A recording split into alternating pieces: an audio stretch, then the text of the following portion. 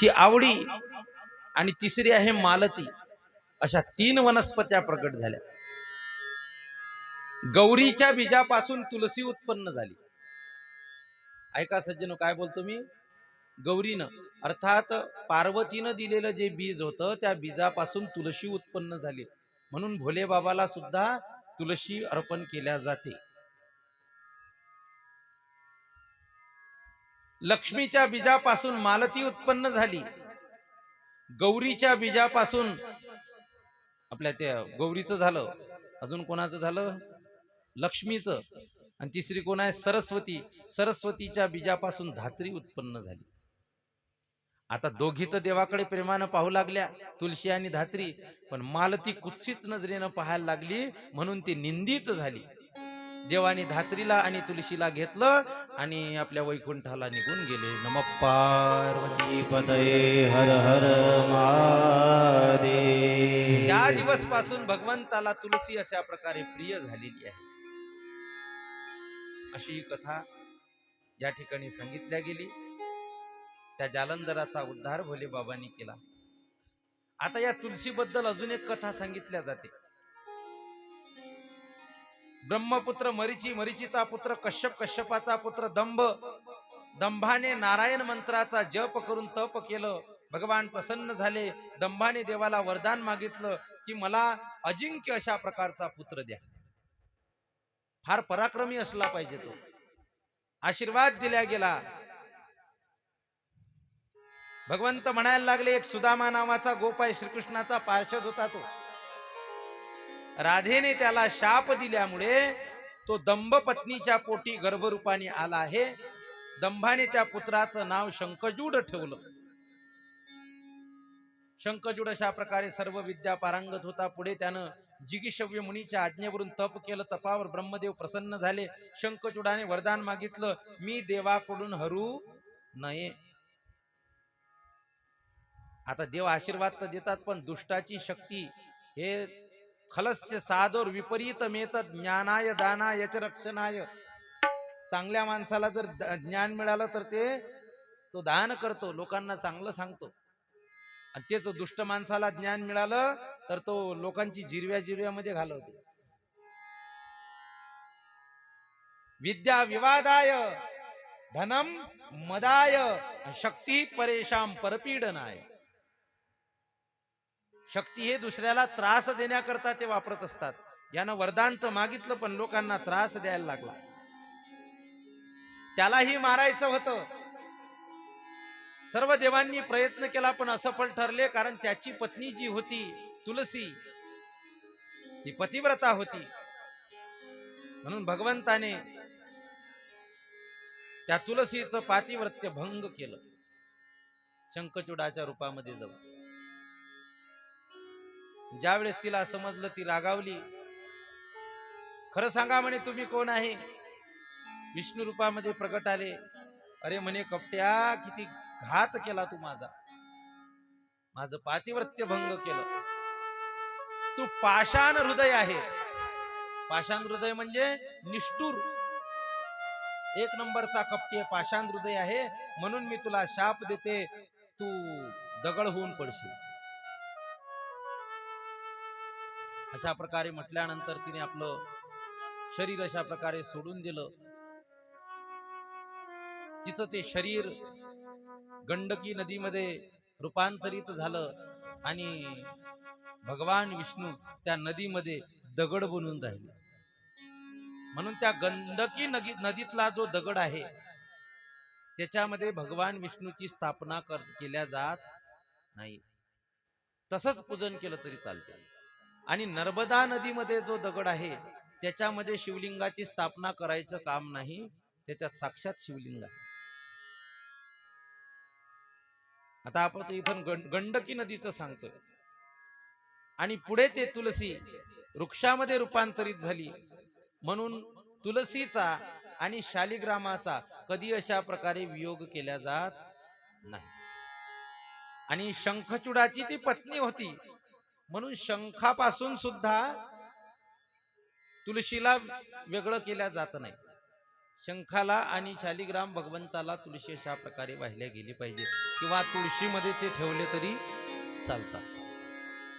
असो, अशा प्रकारे या ठिकाणी शंखचूडाच्या उद्धाराची कथा सांगितली, जालंधराच्या उद्धाराची कथा सांगितली, तसेच त्रिपुर दहनाची कथा सांगितली. आता अजून कोणत्या कोणत्या बलवान अशा प्रकारे राक्षसांना मारलं ते या ठिकाणी प्रश्न विचारतात, आणि तशा पद्धतीने एका एका राक्षसाचं, दैत्याचं या ठिकाणी वर्णन करतात. 2 मिनिट भगवंताचं भजन करूया. हरी शंकर तेरी जटा में, हरे शंकर तेरी जटा में बहती है गंगाधारा, भोले तेरी जटा में बहती है गंगाधारा, भोले तेरी जटा में बहती है गंगाधारा, भोले तेरी जटा में। ओ शंकर तेरी जटा में बहती है गंगाधारा, भोले तेरी जटा में बहती है गंगाधारा, शंकर तेरी जटा में बहती है गंगाधारा, भोले तेरी जटा में बहती है गंगाधारा। काली घटा के अंदर जिमिदा मिली उजारा, काली घटा के अंदर जाने तेरी उजारा, ओ काली घटा के अंदर जिमिदा मिली उजारा, काली घटा के अंदर जलने मिले उदारा। ओ शंकर तेरी जटा में बहती है गंगाधारा, भोले तेरी जटा में बहती है गंगाधारा, शंकर तेरी जटा में बहती।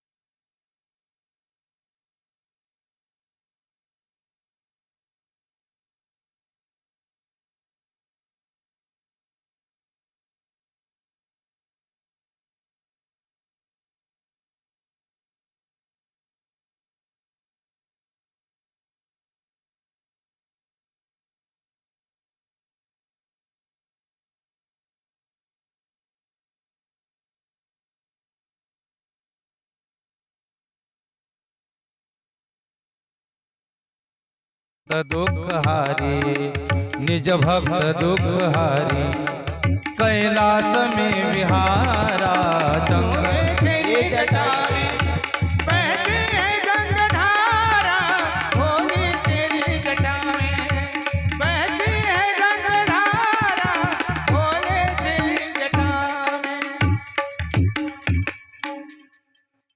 नमः पार्वती पतये हर हर महादेव।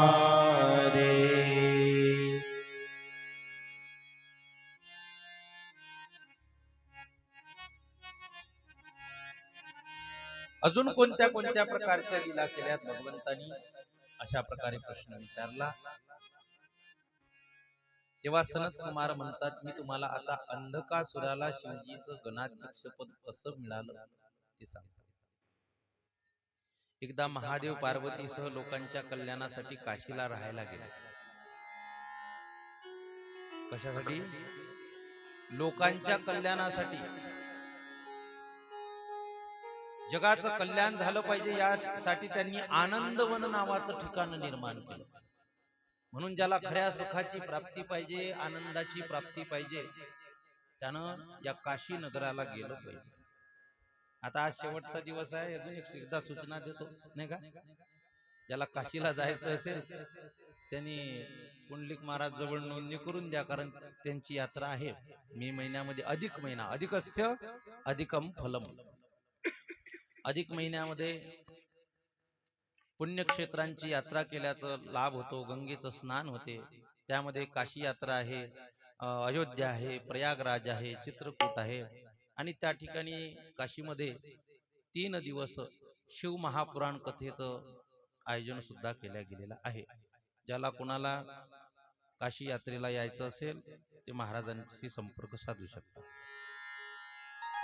तर अशा प्रकारे जगाच्या कल्याणासाठी भोले बाबांनी आपले शिवलोक सोडलं, काशीला राहायला आले. तिथं त्यांनी भैरवाला पार्वतीचं रक्षक म्हणून नियुक्त केलं, राहू लागले. एकदा ते मंदराचल पर्वतावर फिरायला गेलेले असताना विश्रांतीसाठी एका ठिकाणी बसले. त्यावेळी पार्वतीने मुद्दाम महादेवाचं काय केलं, असे डोळे झाकलेत. मजाक मजाक चालत असते ना, बाय इकडे लक्ष द्या तुम्ही. कधी कधी हसी मजाक चालत असतात संसारामध्ये, मग देव बी मजाका करतात. भोले बाबा बसेल होते, पार्वती मागून गेली, झाकले डोळे, आणि त्या डोळे झाकल्यामुळे काय झालं, भोले बाबा तपात बसलेले होते ना, आणि त्या तपाच्या तेजामुळे पार्वतीचे बोट असे भाजलेत, गरम झाले. बोटाला जो घाम आला तो घाम अशा प्रकारे खाली पडला, आणि त्यामधून एक बालक उत्पन्न झाला. आता तिनं जसे भगवंताचे डोळे बंद केले, सगळीकडे अंधार पसरला, आणि अचानक त्या बालकाच्या रडण्याचा आवाज आला. तो जसा म्हशीसारखा नेल्यासारखाच रडत होता. पार्वती घाबरली, महाराज हा असा विचित्र कोणा बालकाचा रडण्याचा आवाज येते, इथं कोण आहे? तेव्हा भोले बाबा म्हटले, पहिले तू माझ्या डोळ्यावरचे हे काढ, बोट काढ. आणि जसे ते डोळ्यावरचे बोट काढले तो बालक दिसला. आता ते डोळे बंद असल्या कारणाने तो अंधारामध्ये असा उत्पन्न झाला, म्हणून तो जन्मताच आंधळा उत्पन्न झाला. पार्वती घाबरली, महाराज हा कोण आहे? म्हणे हा तुझाच पुत्र आहे. म्हणे कधी झाला? म्हणे आताच, मजाक मजाक मध्ये. तू माझे डोळे झाकले आणि त्या घामाच्या थेंबापासून हा अंधक नावाचा पोरगा जन्माला आला. आंधळा असल्या कारणाने त्याचं नाव अंधकासुर अशा प्रकारे ठेवलं गेलं. आता हा अंधकासुर काही दिवस भोले बाबांच्या त्या कैलास पर्वतावरच राहिला, पण काही दिवसांनी तो हिरण्याक्ष नावाचा जो दैत्य होता, हिरण्यकश्यपूचा भाऊ, संतती नसल्या कारणाने तप करायला लागला. तपावर भोले बाबा प्रसन्न झाले. सांगा काय पाहिजे? म्हणे पोरगा पाहिजे. भोले बाबा म्हणतात, गड्या तू तप तर केलं, पण तुझ्या 7 जन्मामध्ये तुला पुत्रच नाही. मग म्हणे मी तर तप केलं, फळ कसं काय भेटेल? म्हणे असं थोडी आहे की पोरगा झालाच पाहिजे म्हणून. तुला पोरगाच पाहिजे ना, मी देतो ना तुला. तू कोण आहे? असुर आहे. आणि असुर स्वभावाच्या माणसाला कसा पोरगा पाहिजे? असुर स्वभावाचा. आता आमच्या इथं नकळत म्हणे असुर स्वभावाचा पोरगा उत्पन्न झालेला अंधकासुर, तो तुझ्या लायकीचा आहे, तो तू घेऊन जा. भोले बाबाचं म्हणणं त्यानं मान्य केलं. अंधकासुराला घेऊन गेला आणि आनंदपूर्वक राहत होता. आता त्या हिरण्याक्षानं सुद्धा तप करून ताकद मागितली होती,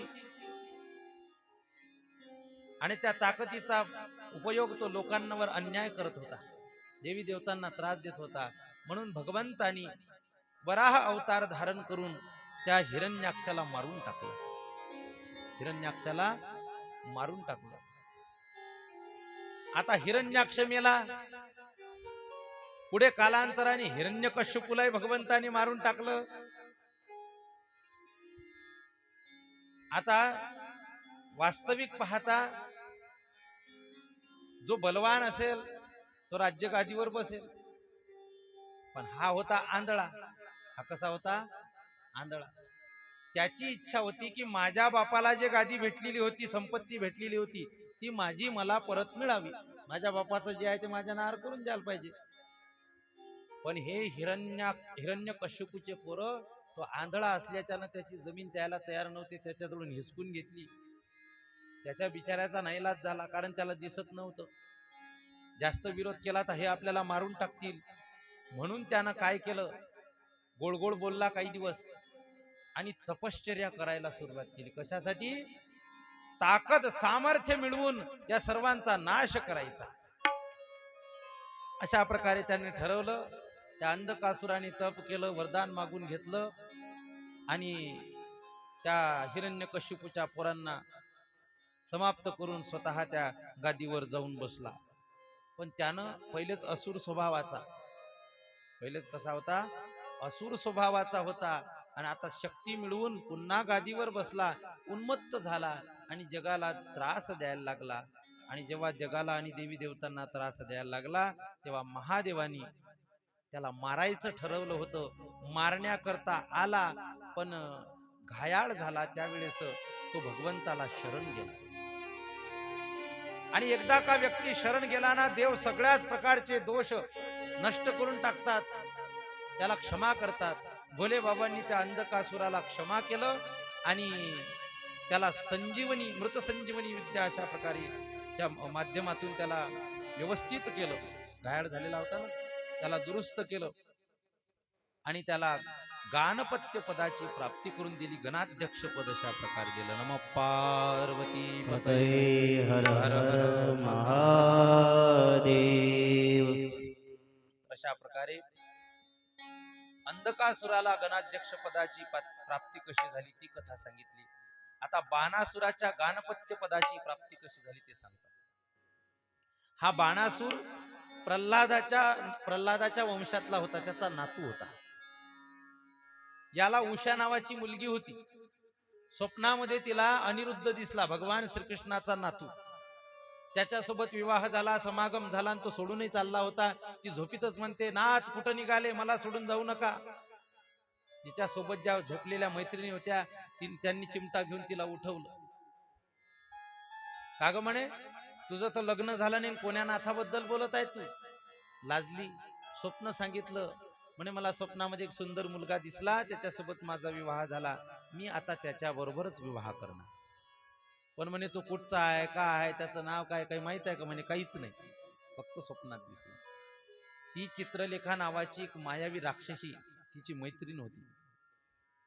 ती म्हणाली, काळजी करू नको, मी तुला जगातल्या सुंदर सुंदर पुरुषाचं चित्र काढून दाखवते, फक्त तू ओळखायचं हाय काय तो. एकाचं चित्र काढलं.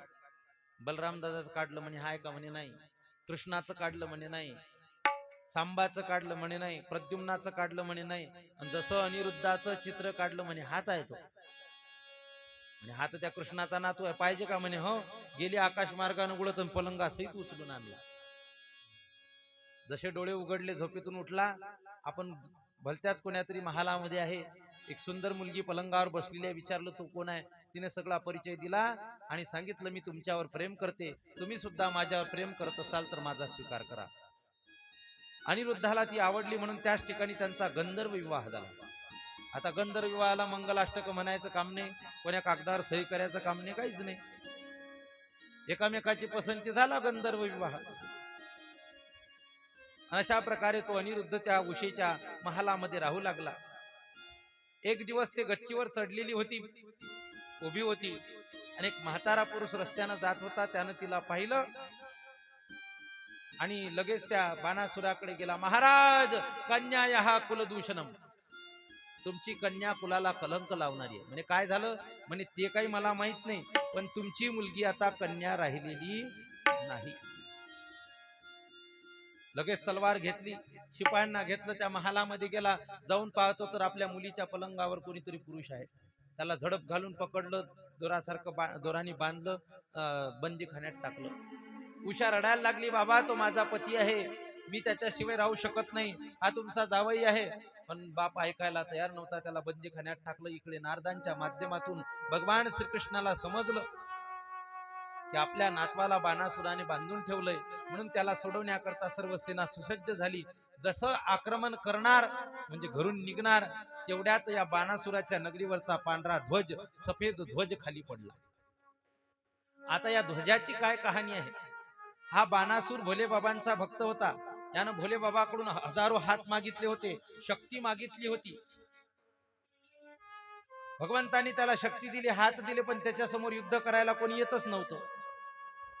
एक दिवस भोले बाबाजवळ गेला, म्हणे महाराज हात दिले, शक्ती दिली, हात सैसै करून राहिले, पण भांडण करायला कोणीच नाही.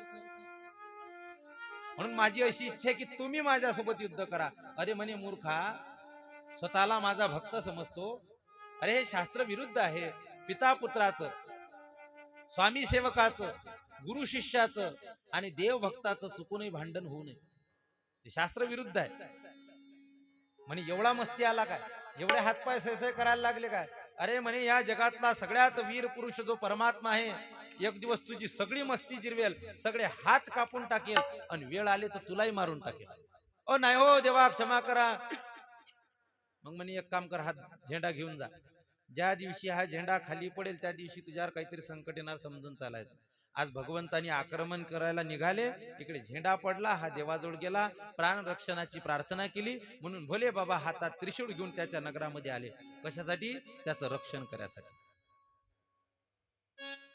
जसे भगवान श्रीकृष्ण त्या ठिकाणी आले, भोले बाबांना पहिला नमस्कार केला. देवा नमस्कार करतो. इकडे कसे काय? भोले बाबा म्हणतो मी नमस्कार करतो, तुम्ही इकडे कसे काय? म्हणे या बाणासुराला मारायला आलो. तुम्ही? म्हणे तुम्ही ज्याला मारायला आले त्याचं रक्षण करायला आलो. देवा तुम्ही मधात नका पडू, हे आमचं दोघांचं भांडण आहे. भोले बाबा म्हटलं तुमचं भांडण असलं तरी तो माझा भक्त आहे, आणि माझ्या भक्ताला मी वचन दिलं रक्षणाचं. भगवान श्रीकृष्णाला समजलं आपल्यासारखा स्वभाव आहे, भक्तासाठी काहीही करायला तयार आहेत. आता हे मागे सरणार नाहीत. म्हणून नाईलाज असतं भगवान श्रीकृष्णाचं भोले बाबाचं युद्ध सुरू झालं. युद्ध करता करता भगवान श्रीकृष्णाने एक युक्ती केली. जृंभनास्त्र सोडलं. कोणतं अस्त्र? जृंभनास्त्र. हे असते जांभयाचं अस्त्र. हे अस्त्र सुटलं रे सुटलं की कोणत्याच गोष्टीत लक्ष लागत नाही. काय झालं त्याचं?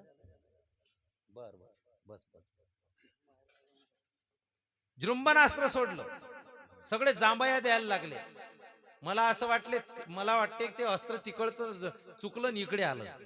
इकडे कुठे? बहादुर्यात कथेमध्ये. आणि ते काही काहीच बाहेर पडून राहिलं, फक्त कळ जांभया देतात. जृंभनास्त्र आलं की मग कथेमध्ये मन लागत. तुम्ही किती वटवट करा, त्याच्या काहीच डोक्यात बसत. भोले बाबा ते जांभया देत बसले, ते शस्त्र चालवणं गेले विसरून. हा अवसर पाहून भगवान विष्णू धावत पळत गेले आणि त्या बाणासुराचे हात कापायला सुरुवात केली. त्याला वाचवण्याकरता त्याची दाईमा, लहानपणापासून त्याला वागवणारी जी दाईमा आहे कोटरा देवी, नग्न अवस्थेत समोर आली. भगवंताने डोळे बंद केले. हा अवसर पाहून बाणासूर पळून गेला. यानंतर महादेवांनी आपला ज्वर सोडला, माहेश्वर ज्वर. भगवान विष्णूंनी सुद्धा आपला विष्णू ज्वर सोडला. दोन्ही ज्वर एकमेकाशी लढत होते. लढता लढता माहेश्वर ज्वर हवालदिल झाला. भगवान विष्णूची आराधना करायला लागला. भगवंतानी त्याला अभयदान दिलं आणि सांगितलं तू तर अभय होशीलच, पण जो कुणी या ज्वरयुद्धाची कथा श्रद्धेने श्रवण करेल तो सुद्धा या ज्वरबाधेतून मुक्त होईल. नमः पार्वती पतये हर हर महादेव. पुन्हा भगवान श्रीकृष्ण त्या बाणासुराला मारणार. तेवढ्यात भोले बाबा त्या ठिकाणी आले. ओ देवा ऐका ना थोडस, माझा भक्त आहे ना तो. म्हणे तुमचा भक्त असेल पण तो माझा शत्रू आहे ना, मला शरण आला नाही, मी कस काय सोडू त्याला? थांबा म्हणे 2 मिनिटं. अय बाणासूर, तू माझा भक्त आहे पण मी यांचा भक्त आहे. हे तुझ्या देवाचेही देव आहे, असं आहे का ते? मग म्हणे क्षमा माग. भोले बाबांच्या सांगण्यावरून बाणासुराने क्षमा मागितली. भगवान श्रीकृष्णाने त्याला क्षमा केली. त्याने सुद्धा प्रेमपूर्वक आपली मुलगी भगवंताच्या नातवाला अर्थात अनिरुद्धाला दिली. यानंतर त्यानं तपसाधना केली. बाणासुराने भोले बाबाची आराधना केली. म्हणून भोले बाबांनी बाणासुराला गाणपत्य पदाची प्राप्ती करून दिली. नमः पार्वती पतये हर हर महादेव.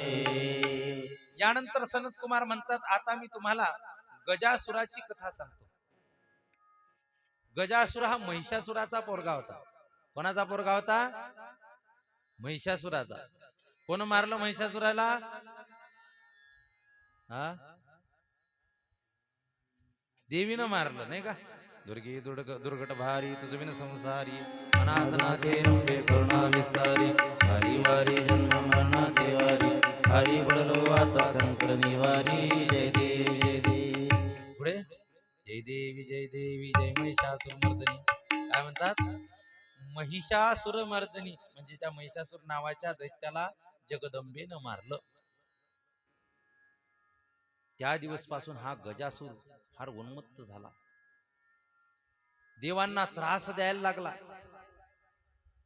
त्याने इंद्रादी देवांना हरवून त्रिभुवनावर सत्ता स्थापित केली, सगळ्यांना हाकलून लावलं. एकदा हा गजासूर काशी नगरीला गेला. त्याच वेळी इंद्रादी देवही त्याच्या त्रासाला कंटाळून महादेवाला शरण गेले होते. गजासुराच्या त्रासातून मुक्त होण्याची प्रार्थना जशी देवांनी केली, महादेव रागावले. माझ्या भक्तांना त्रास देतो, देवांना त्रास देतो, म्हणून त्या गजासुराला मारण्याकरता त्रिशूळ घेतला, त्याच्यावर धावले आणि त्या त्रिशूळाच्या आघाताने तो घायाळ झाला. प्राण कंठाशी आले. मरतेवेळी त्याला समजलं की हे देवादी देव आहे, म्हणून महादेवाची स्तुती तो करायला लागला. महादेव त्याच्या स्तुतीवर प्रसन्न झाले. म्हणे, सांग मरतेवेळी तुला काय इच्छा आहे, काय मागायचं आहे? म्हणे, प्रभू आता मरण तर येणारच आहे, मरणाची भीती वाटत नाही, पण प्रभू तुमच्या त्रिशूळाने हा देह पवित्र झाला, तुमच्या त्रिशूळाने माझा मृत्यू झाला, मी भाग्यवान आहे. मरण तर माणसाला येतेच, पण तुका म्हणे एका मरणेची सरे उत्तमची उरे कीर्ती मागे. तुमच्यासारख्या भगवंताच्या हातून त्रिशूळाच्या माध्यमातून माझा मृत्यू होतोय, मी भाग्यवान आहे. माझी एकच इच्छा आहे, तुमच्या त्रिशूळाने पवित्र झालेलं या शरीराचं कातळ, याचं वस्त्र तुम्ही धारण करा अंगावर, अशी माझी इच्छा आहे. आणि ज्या वेळेस तुम्ही माझी ही इच्छा पूर्ण करार, माझं कातळ अंगावर धारण करणार, त्यावेळेस तुम्हाला लोक कृत्तिवास या नावानं ओळखतील. कोणत्या नावानं? कृत्तिवास. म्हणजे अंगाचं कातळ, त्याचं चांबळ ते वस्त्र म्हणून घातलं. भोले बाबांनी त्याला आशीर्वाद दिला. मेल्यानंतर त्याच्या कातड्यापासून वस्त्र तयार केलं गेलं आणि ते वस्त्र भोले बाबांनी धारण केलं. म्हणून गजचर्म व्याघ्रांबर कंठी शोभे वासुकी. कथा जर ऐकली नाही ना, लोकांना वाटते गजचर्म म्हणजे हत्तीच चांबळ का, नाही का? पण तसं नाही, याच्यासाठी पुराण श्रवण करावे लागतात. असो, अशी ही गजासुराच्या वधाची कथा सांगतात. आता अशा अनेक कथा आहेत, नाही का? आज आपल्याच्याने जे जे होईल ते आपण सांगू. किती वाजले? आता वाजला 1:30, नाही का? 2-3 वाजेपर्यंत आपल्याला अशा प्रकारे कथा या ठिकाणी करायची आहे. भोळ्या गिरिजावराला, भोळ्या गिरिजावराला, घ्या रे प्रिय शंकराला, घ्या रे प्रिय शंकराला. भोळ्या गिरिजावराला, भोळ्या गिरिजावराला, घ्या रे प्रिय शंकराला, घ्या रे प्रिय शंकराला, घ्या रे प्रिय शंकराला. व्याघ्रासन भूषण कटिबांधी, व्याघ्रासन भूषण कटिबांधी, व्याघ्रासन भूषण कटिबांधी, व्याघ्रासन भूषण कटिबांधी. सदा खंडित राहे समाधी, सदा खंडित राहे समाधी. अंगी भस्म लावलेला, घ्या रे प्रिय शंकराला, भोळ्या गिरिजावराला, घ्या रे प्रिय शंकराला, भोळ्या गिरिजावराला, घ्या रे प्रिय शंकराला, भोळ्या गिरिजावराला,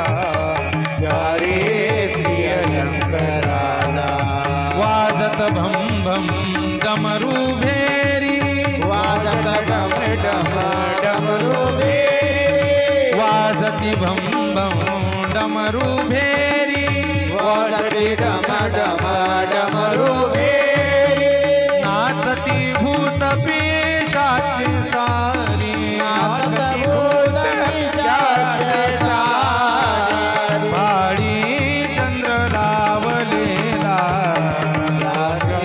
प्रिय शंकराला घोड्या गिरीच्या वराला रे प्रिय शंकराला नंदी स्वार अखंडित राहे नंदी स्वार अखंडित राहे नंदी स्वार अखंडित राहे नंदी स्वार अखंडित राहे झुळ झुळ गंगा मस्तकी वाहे झुळझुळ गंगा मस्तकी वाहे नंदी स्वार अखंडित राहे झुळ झुळ गंगा मस्तकी वाहे गंगा मस्तकी वाहे शोभे नीलकंठ जाला शोभे नीलकंठ जाला रे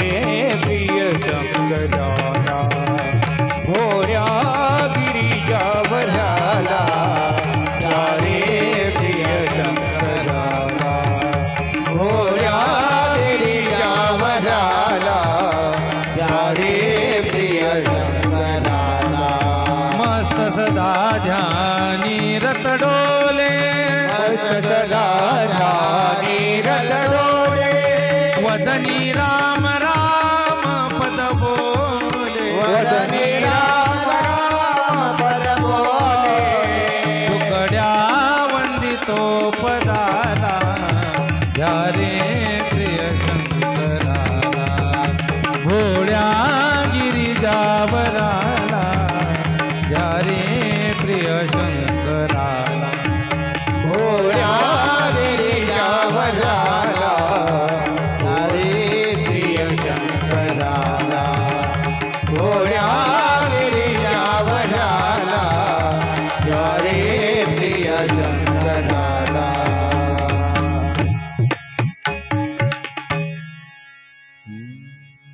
पार्वती पतये हर हर महादेव.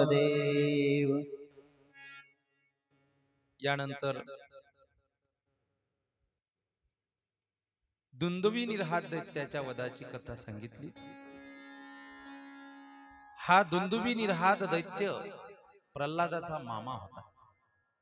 भगवंतानी हिरण्याक्षाला मारलं, त्यामुळे तो देवतांचा राग करू लागला. देवांना मारण्यासाठी विचार करू लागला. त्या अगोदर देवांची शक्ती कशी क्षीण होईल याचा विचार त्या दैत्यानं केला. त्याच्या लक्षात आलं, देवतांना जे हविष्यान्नातलं अन्न मिळते त्याच्या माध्यमातून त्यांची शक्ती वाढत असते. त्यांनी विचार केला, यज्ञ जर झाले नाही शक्ती कशी मिळेल. म्हणे आपण एक काम करू, ब्राह्मण लोकांनाच खाऊन टाकू. ब्राह्मण लोक खाऊन टाकले, मारून टाकले, तर यज्ञ अशा प्रकारे याला तिकडे घेऊन जा. थोडं कसं आहे, दुष्काळात 13 महिना करू नका.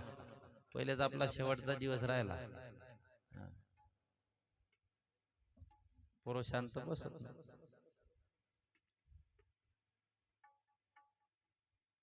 म्हणून तो वनामध्ये लपून अशा प्रकारे राहू लागला. ज्यावेळेस ब्राह्मण मंडळी ते समिधा आणण्याकरता वनामध्ये येत होते, हा एका एकाला खाऊन टाकायचा. अचानक सगळे ब्राह्मण गायब व्हायला लागले. ते हड्डी बी दिसून देत जायचो. त्याची विल्हेवाट लावून टाकत होता. अशा प्रकारे अनेक ब्राह्मण मंडळी त्यानं खाऊन टाकले. एक दिवस एक भक्त त्या वनामध्ये पूजा करत होता आणि पूजा करायला बसलेला असताना त्याला खाण्याकरता हा दैत्य वाघाच्या रूपात तिथं गेला. देवानं ते पाहिलं, माझ्या भक्ताला हा खाण्याकरता जातोय. तर तेव्हा देवाला ते सहन झालं नाही.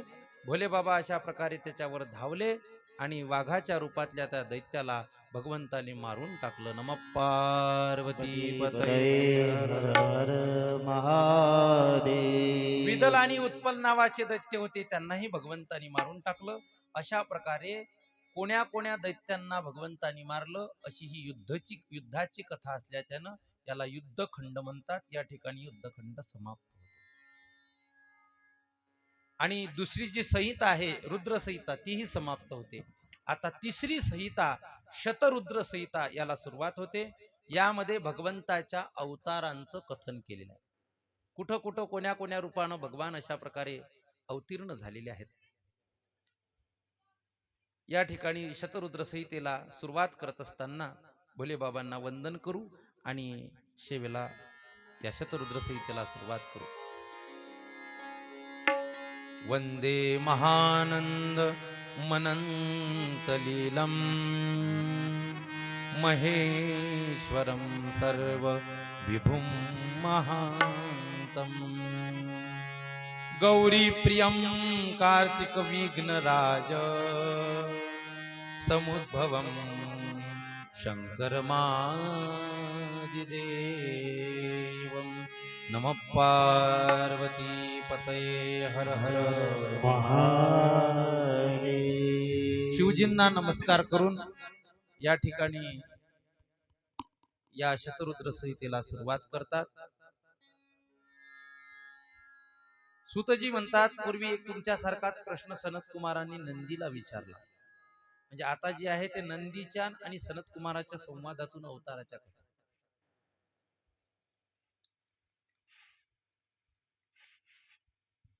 आता सांगत असताना नेहमी नेहमी नाव घेणार नाही. नंदी सांगतात आणि सनत कुमार ऐकतात. कोणते कोणते अवतार घेतले ते ऐका.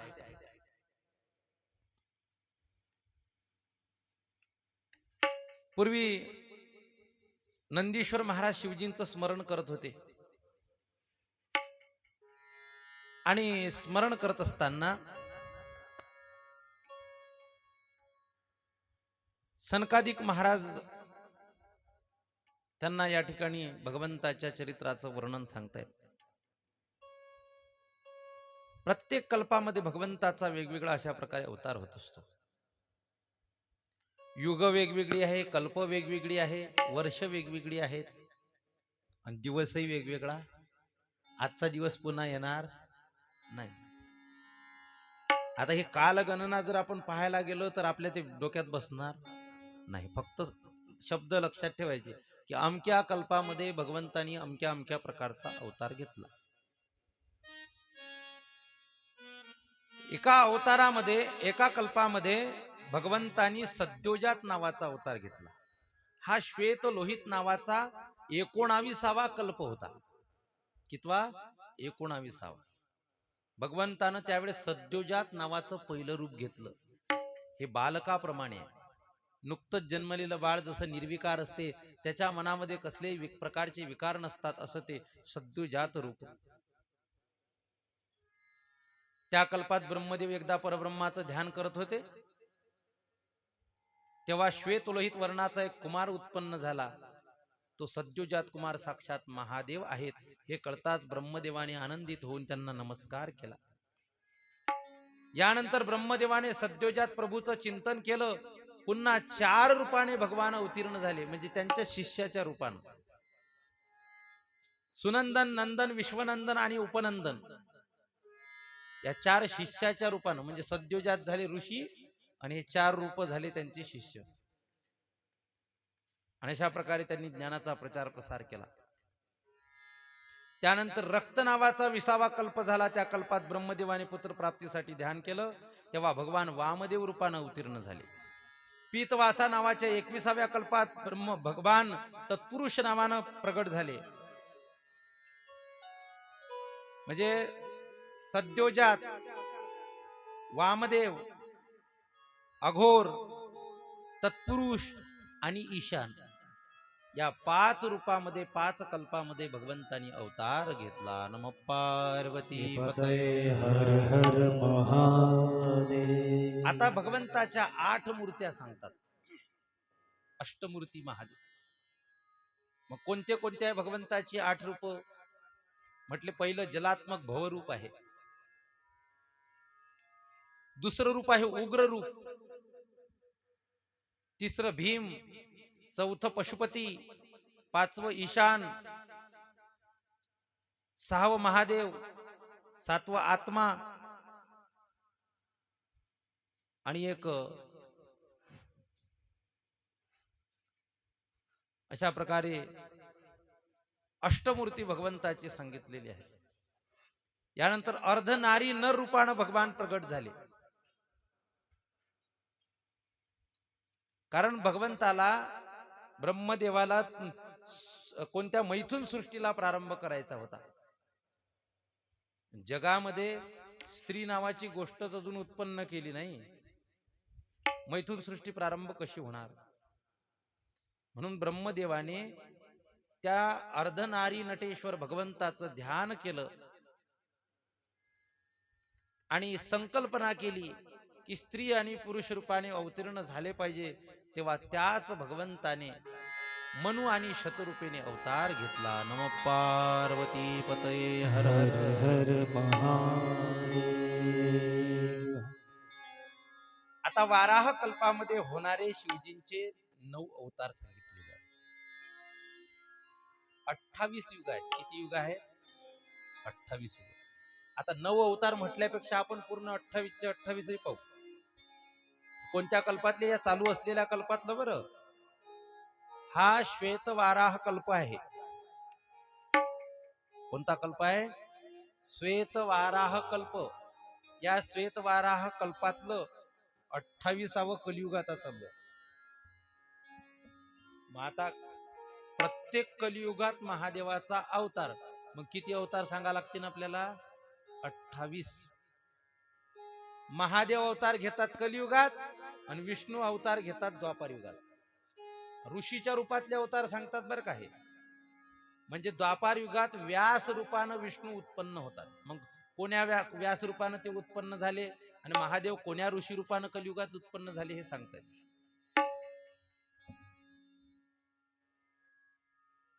पहिला जो कल्प झाला त्या कल्पामध्ये द्वापार युगात स्वतः भगवान परमात्मा व्यास रूपानं अवतीर्ण झाले. तेव्हा परमात्मा म्हणतात मी श्वेत मुनीच्या रूपात अवतार घेतला. दुसऱ्या द्वापार युगात सत्य नावाचा प्रजापती व्यास होईल.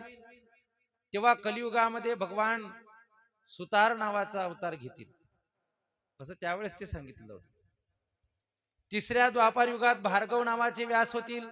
परमात्मा म्हणतात कलियुगामध्ये मी दमन नावाचा ऋषी होईल. चौथ्या द्वापार युगात भगवान अंगिरा व्यास होतील.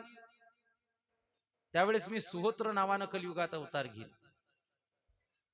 पाचव्या द्वापार युगात सविता ऋषी व्यास होतील. तेव्हा मी कंक रूपाने अवतार घेईल. आता ही द्वापारण कली तुम्ही समजून घ्या बरं का. सहावे व्यास मृत्यू झालेत, तेव्हा भगवंतांनी लोकाक्ष अवतार घेतला. सातवे व्यास शतक्रतू झाले, तेव्हा भगवान जैगीशव्य झाले. आठवे व्यास वशिष्ठ झाले, तेव्हा भगवान दधिवाहन झाले. नववे व्यास सारस्वत झाले, तेव्हा भगवान ऋषभ झालेत. दहावे व्यास त्रिधामा झालेत. 11वे व्यास त्रिवृत्त झालेत, भगवान तप नावाने अवतीर्ण झाले. 13वे व्यास नारायण. किती झाले आपले? 11. 12वे शततेजा नावाचे व्यास झाले, भगवान अत्रि रूपानं अवतीर्ण झाले. म्हणजे अत्रि ऋषीचा अवतार कोण आहे? शिवजी आहेत.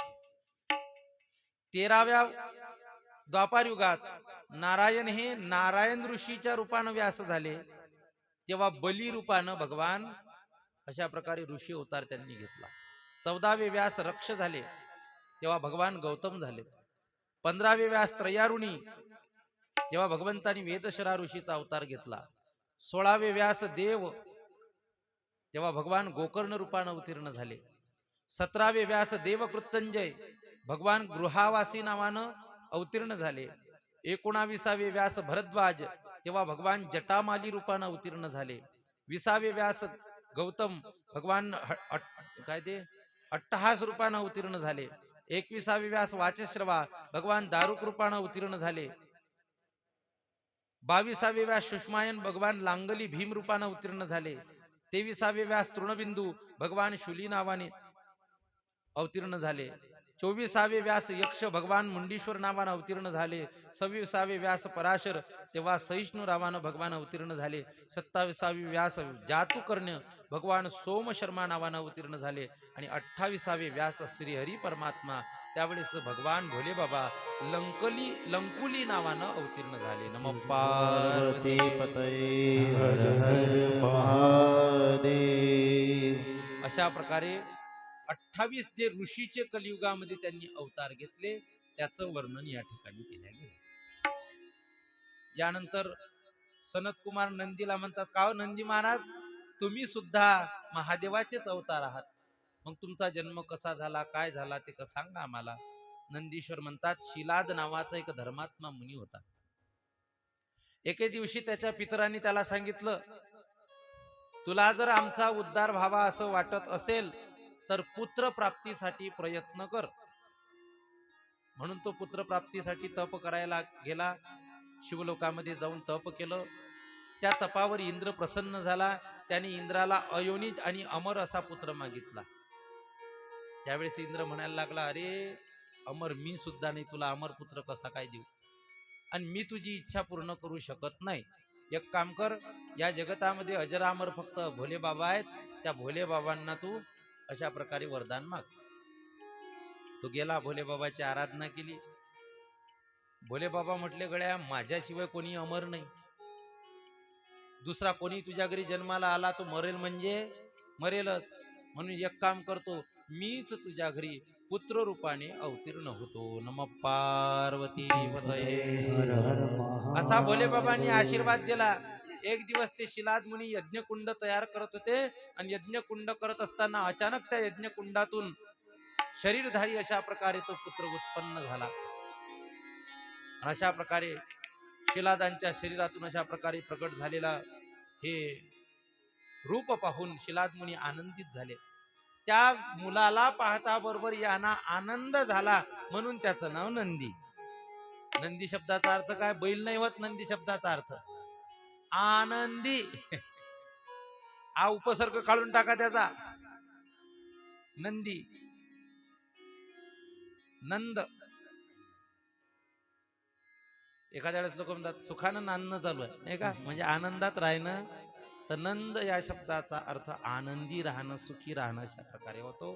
त्या मुलाला पाहता बरोबर हे आनंदी झाल्यामुळे त्याचं नाव नंदी अशा प्रकारे पडलं. बोल नंदीश्वर भगवान की जय.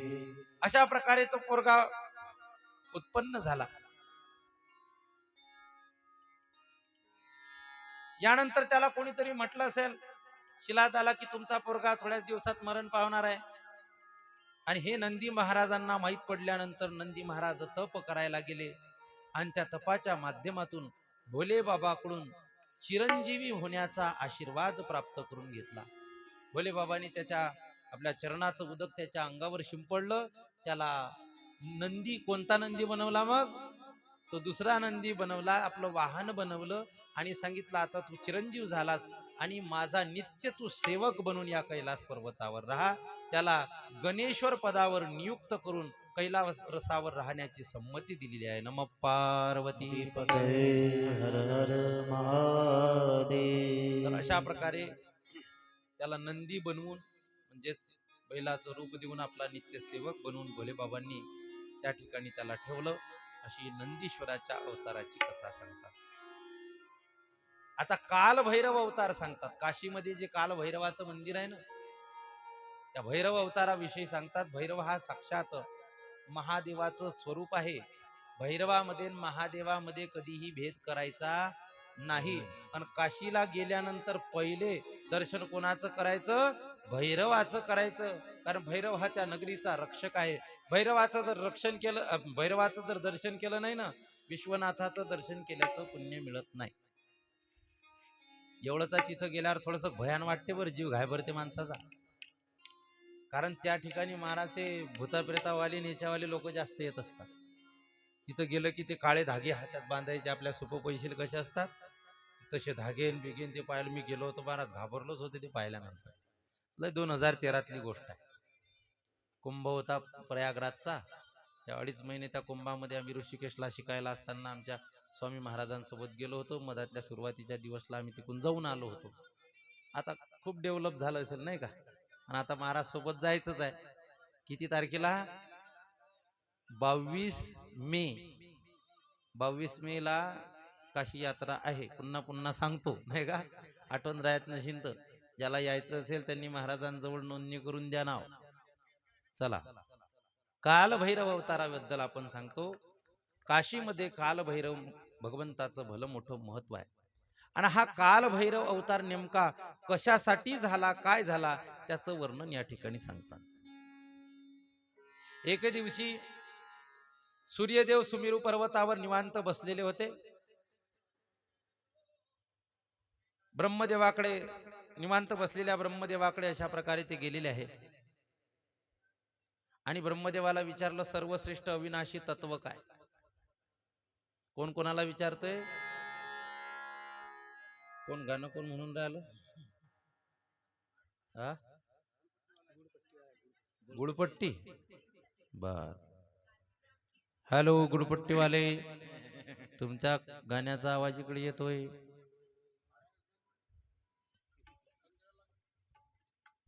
नमः पार्वती पतये हर हर महादेव. एक दिवस सर्वचे सर्व देव कुठं गेलेत? ब्रह्मदेवाजवळ गेलेत. आणि ब्रह्मदेवाला विचारायला लागले, सर्वश्रेष्ठ अविनाशी तत्व कोणतं आहे? तेव्हा शिवमायेने मोहित झालेले ब्रह्मा म्हणतात, मीच तर बा श्रेष्ठ. माणूस मोहित झाला की नाही, स्वतःला श्रेष्ठ समजतो. त्याला आपोआप गर्व होत असतो. त्याला शिवमाया म्हटलेली. मीच मोठा आहे अशा प्रकारे म्हणायला लागले. त्यावेळेस विष्णू तिथं होते. म्हणे, तू कशाचा मोठा रे? तू तर माझ्यापासून उत्पन्न झाला, मी मोठा आहे. शिवजी मध्ये आणि ब्रह्मदेवामध्ये भांडण सुरू झालं. मै बळा, मै बळा, मै बळा, मै बळा. त्यावेळेस तिथं 4 वेद मूर्तिमंत रूप धारण केलेले होते. थांबा म्हणे, वेदाचं वाक्य हे प्रमाण मानल्या जाते आणि वेद जे सांगतील तेच मी करू. भगवान विष्णू म्हणतात, वेदांनो, हा ब्रह्मा मोठा आहे का मी मोठा आहे? वेदांनी तिसरंच सांगितलं. वेद म्हणे, तूही मोठा नाही, तूही मोठा नाही, देवादिदेव महादेव मोठा आहे. म्हणून अशा प्रकारे जेव्हा ते बोलायला लागले, त्यांचं तिथं भांडण सुरू झालं. भोले बाबावर सुद्धा ते आरोप प्रत्यारोप करायला लागले. तेव्हा त्यांचा गर्व नष्ट करण्याकरता भोले बाबा काल भैरव रूपानं अवतीर्ण झाले आणि त्या दोघांचाही गर्व नष्ट केला. नमः पार्वती पतये हर हर महादेव. काल भैरव भगवान की जय. आता भगवान विष्णूने तरी स्वतःला लवकर सांभाळून घेतलं, पण तो ब्रह्मदेव काही ऐकायला तयार. 4 तोंड होते ना. अरे एकच तो तोंड वटवट करते, तो 4 तोंडावाला काय मुकड्यानं बसीन? भोले बाबा बद्दल बसलाच बोलत. काल भैरव भगवान राहिले राहिले राहिले आणि त्रिशूळाने त्यांचं 5वं मस्तकच कापून टाकलं. किती मुखाचे होते पहिले ब्रह्मदेव? 5 मुखावाले. त्या काल भैरव भगवंतानी 1 मुख कापलं, म्हणून त्यांच्या हातामध्ये, त्या काल भैरवाच्या मुखामध्ये 1 मुख असते. जे मुख कोणाचं आहे? म्हणून कापालिक हे नाव सुद्धा त्यांना पडलेलं आहे. असो, अशा प्रकारे साक्षात काल भैरव रूपानं भगवान प्रगट झाले. अशा प्रकारे त्यांचा गर्व नष्ट केल्यानंतर भोले बाबा म्हटले, तू माझंच रूप आहे, आता या काशी नगरीचा तू रक्षक बन. जो तुझ्यामध्ये भेद पाहिल तो नरकामध्ये जाईल. म्हणून अनन्य भावानं काल भैरवाला शिवजीचंच रूप म्हणून त्यांचं पूजन केलं पाहिजे, त्यांची भक्ती केली पाहिजे. जो व्यक्ती काल भैरव भगवंताची आराधना करतो, स्तुती करतो, काल भैरव अष्टक गातो, त्याचे सर्व प्रकारचे संकट नष्ट होऊन जातात. आओ महिमा गाए भोलेनाथ की, भक्ति में खो जाए भोलेनाथ की. ओ आओ महिमा गाए भोलेनाथ की. भक्ति में खो जाए भोलेनाथ की हो आओ महिमा गाए भोलेनाथ की भक्ति में खो जाए भोलेनाथ की हो आओ महिमा गाए भोलेनाथ की भक्ति में खो जाए भोलेनाथ की आओ महिमा गाए भोलेनाथ की भक्ति में खो जाए भोलेनाथ की भोलेनाथ की जय शंभुनाथ की जय गौरीनाथ की जय दीनानाथ की जय आओ महिमा गाए भोलेनाथ की भक्ति में खो जाए भोलेनाथ की हो आओ महिमा गाए भोलेनाथ की भक्ति में खो जाए भोलेनाथ की